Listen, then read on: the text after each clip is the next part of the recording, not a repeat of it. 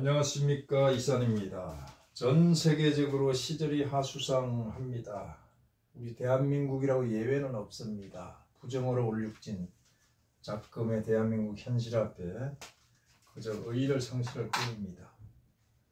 최근에 00년이 일본 열도의 7월 대재앙설이 떠돌고 있습니다. 그로 인해서 일본 열도가 공포에 휩싸였고 주변국가 특히 우리 대한민국은 지리적으로 직접 영향을 받을 수 있는 위치에 있기 때문에 주시하지 않을 수가 없겠죠. 이러한 7월 대재앙설의 진원지는 아시다시피 내가 본 미래라는 만화책이라고 할 수가 있죠. 단순한 만화책이 아니라 타츠키 료라는 일본의 여류 만화가가 꿈에서 그가 본 미래, 내가 본 미래니까 즉 예지몽 내용들이죠. 예지몽의 내용들을 소개한 것인데 이것이 다수가 적중을 하여서 유명세를 타게 되었습니다.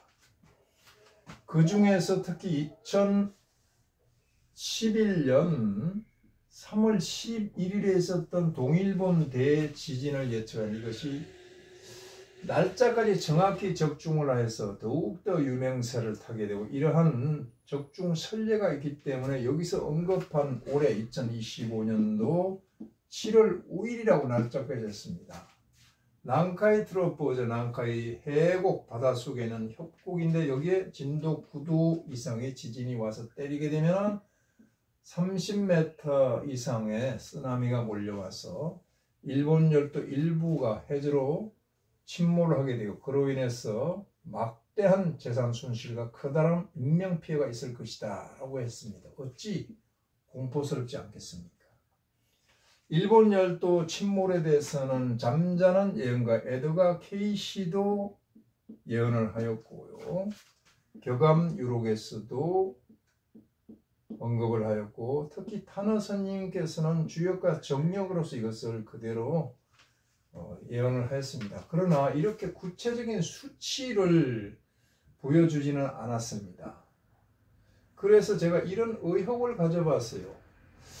이 선생이 수비학을 공부하지 않았을까? 수비학으로 충분히 예측할 수 있거든요. 정확도가 굉장히 높습니다. 그래서 그가 쓰는 만화라는 도구로서 각색을 한 것이 아닐까 이런 생각을 해봤는데 저의 부지런한 생각이다 라고 보고 수비학으로 볼 때는 9와 3은 나오잖아요. 이렇게 369 조합에서 그대로 나온단 말이에요. 그것도 올해 말입니다. 자, 그래서 내가 본 미래에 대해서 수비학으로 한번 풀어보겠습니다. 역학이 아닌 수비학으로. 제가 쓰는 수비학에는 천부경을 근간으로 하고요. 여기다 훈민정음을 더하고 우리 동이족인 문자의 한자까지 그래서 이 세 가지로 보겠습니다.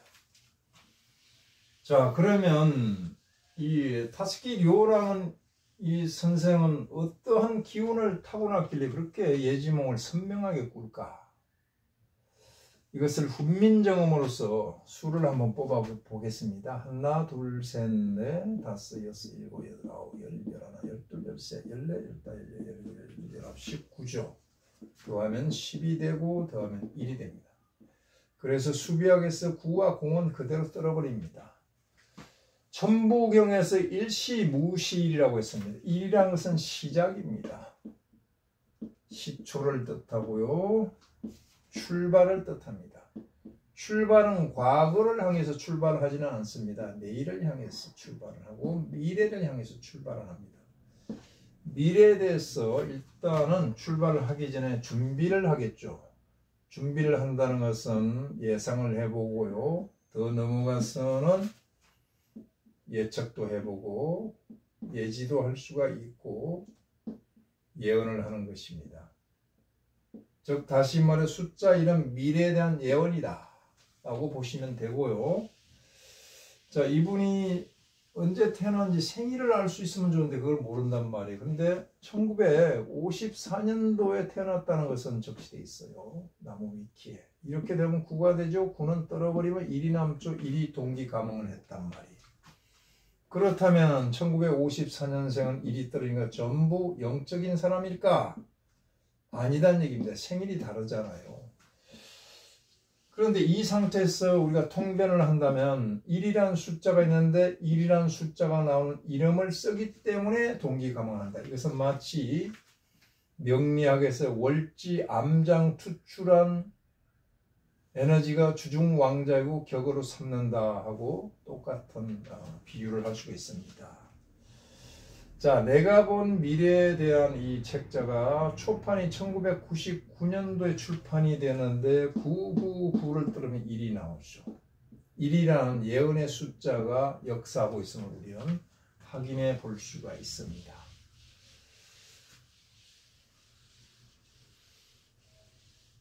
자, 하나만 더 보고 넘어갈게요. 인류가 전혀 경험하지 못한 바이러스가 출현한다. 이것이 코비드19란 말이에요. 코비드19. 19는 12요, 10은 1이란 말이에요. 1이 떨어졌잖아요. 이런 시작입니다. 인류가 전혀 다른 패러다임을 출발하는 단초가 되는 것이다. 신호탄이다라고 볼 수가 있죠. 이게 언제입니까? 2020년 1월 5일입니다. 첫 확진자가 나온 게 이렇게 더하면 4고 1을 더하면 5가 되고 5에다 5를 더하면 역시 10이고 1이 되는 거란 말이에요. 새로운 문화의 시작점을 알리는 신호탄이다.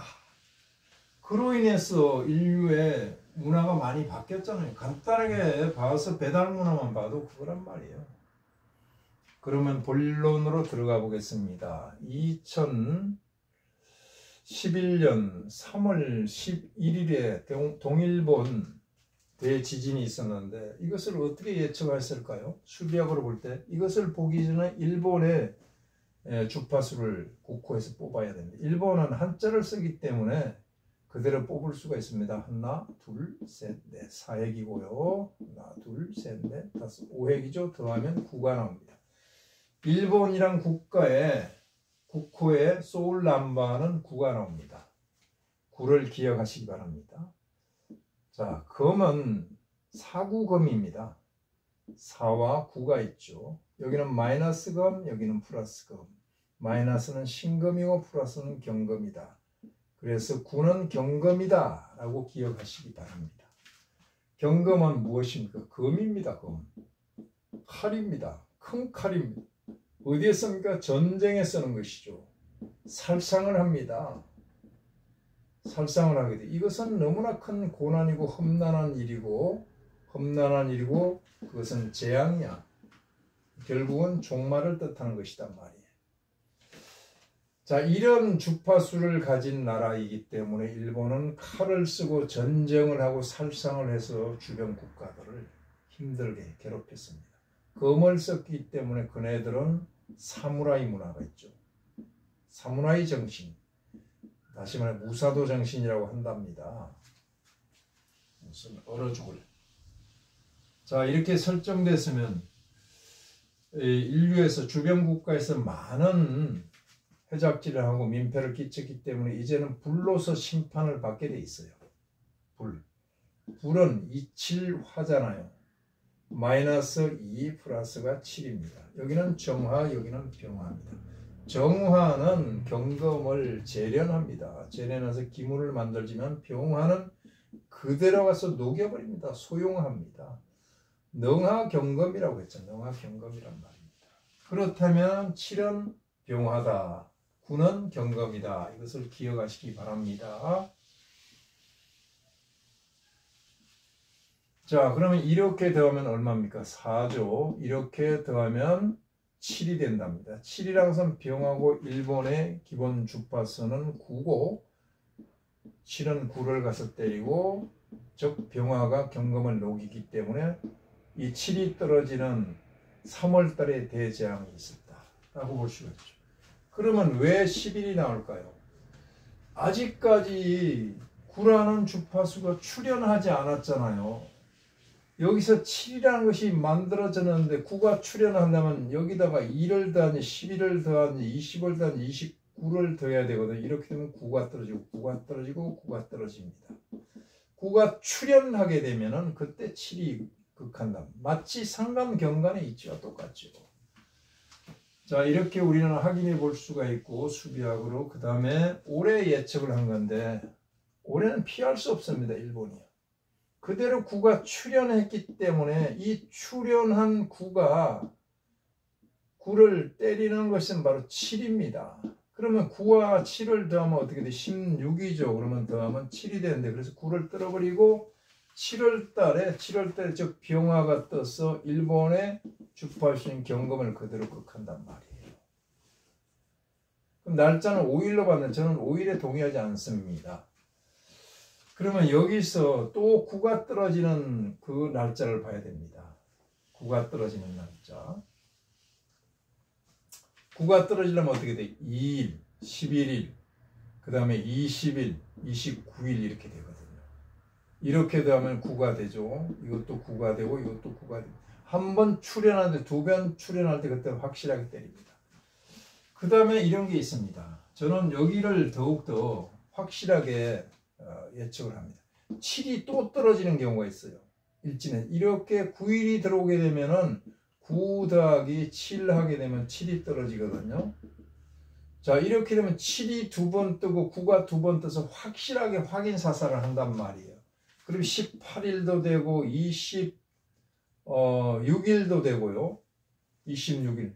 26일이 맞나요? 아니 27일이죠. 27일. 36일인데 이건 없잖아요.